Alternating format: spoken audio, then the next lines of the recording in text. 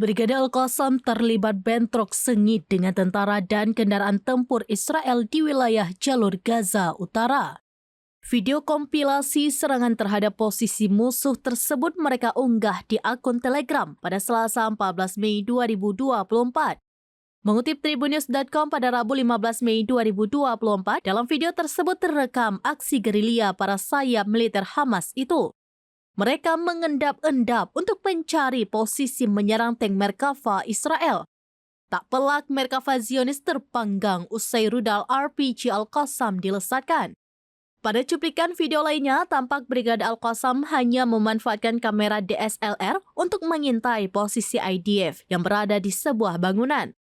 Tampak dalam tangkapan layar IDF yang dimaksud sedang nukang alias merenovasi bangunan kosong yang ditinggalkan warga Gaza usai diduduki tentara Zionis.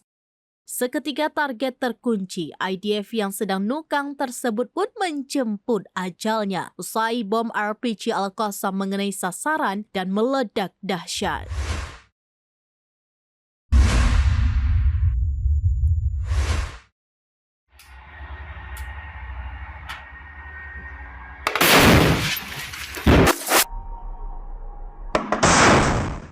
Download Tribun X sekarang, menghadirkan lokal menjadi Indonesia.